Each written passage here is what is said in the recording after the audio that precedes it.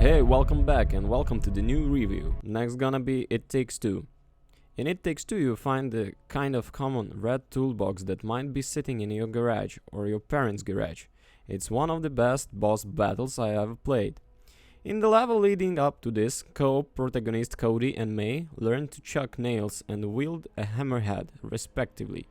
Cody can shot nails into wooden surfaces. May can use the hammer to swing on those nails. Cody can nail moving platforms in its place. May can hop onto those platforms or wall jump between vertical surfaces that Cody can position with a strategic nail shot. Eventually, he gets 3 nails to throw instead of 1, leading to some extremely frantic platforming. The boss fight that closed this level uses those abilities in concert. Cody and May stand on the polywood platform facing off against the toolbox. It can swing at them with bottle on plywood arms, which the duo needs to dodge. To deal any damage, Cody has to pin its long wooden limb to a wall with his 3 nails, allowing May to swing over to smack its tiny body. As the fight proceeds, the toolbox shots nails into the air, which hurtle down and at the polywood platform.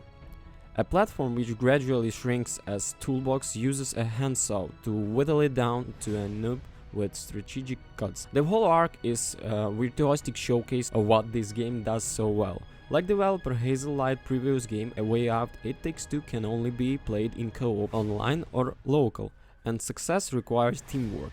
This level introduced a new tool for each character to use, throws out a wide variety of tasks for you to accomplish with those tools, and then puts it all together in a windily creative boss battle that forces you to go and work together to succeed. It's a strongly good, and the rest of the game maintains a consistently high bar of quality. It Takes Two is the most creative 3D platformer I've played in years, but it builds on well-thought family comedy territory, with a story that marries elements of Honey, I Shrunk the Kids, and The Parent Trap. May and Cody are a 30-something couple who just seem to find the time to spend with each other. When they are together, they can't stop fighting. As the game begins, they sit their preteen daughter Rose down at the kitchen table to tell her that they are getting a divorce.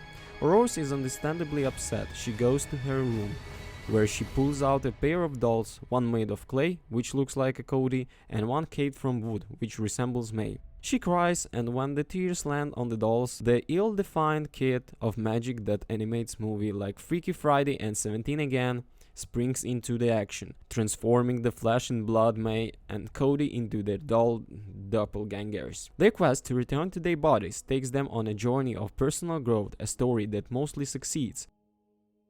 That story is carried by Cody and May, who has a believable relationship despite the cartoonish premise. The dialogue is often corny, but the voice performances from the 2 leads is impressively casual. This is some of the most natural sounding small talk I've ever heard in a game. Their rapport helps sell the concept that is a couple that loved each other deeply but just haven't made time to prioritize each other. There's warmth here, even where they're bickering. There is central navy to the idea that forcing a couple to spend time together will make them like each other, but it worked for me here because the problem is May and Cody relationship seems to stem primarily from a lack of time and attention. I never got the sense that they were fundamentally incompatible as a couple, just they had forgotten what they fell in love. The game's biggest problem, meanwhile, is Dr. Hakim, an anthropomorphic relationship advice book guiding the pair to reconciliation. He shows up about once a level to hit at where Cody and May should head next. Hakim heavily plays into the Latin lover trope in a way that is loud, stereotypical, and a little offensive. He's got a thick accent, and each time he appears, he is accomplished by the sound of strummed guitar and clocking castanets. He's pretty obnoxious. My wife, who I played the game with for this review, and I talked to saying, "Oh, this terrible fellow again." Each time he show up, out split screens. We made it through this section on the first try, and when I noticed that the noise matter has disappeared, I assumed that this brief once of stealth section had come to a close. But then we moved into a second shady area, this one populated by a few dozen moles and substantially fewer rocks to help traverse the muck. In the garden section, Cody has temporarily been granted the ability to turn into a plant. At certain key moments, and the ability comes into play here.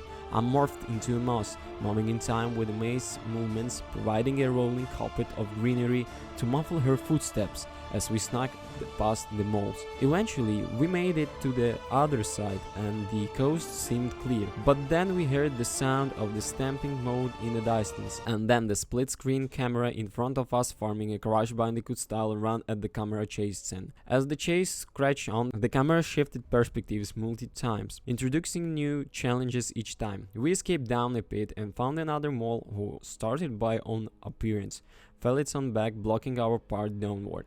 So we ground pounded the poor creature belly until it fell out of the bottom, and we scrambled through one last bit of side-scrolling.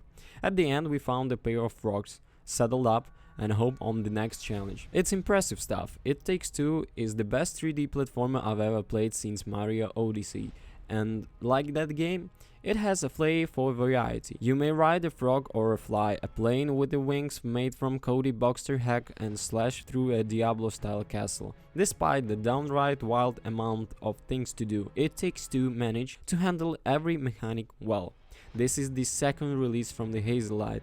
Fantastic boss fights iterate on each area's mechanics in clever and surprising ways.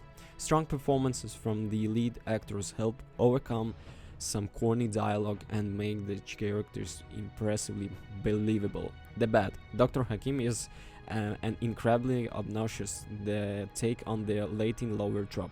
That's all. Thank you for watching, please comment and subscribe, peace.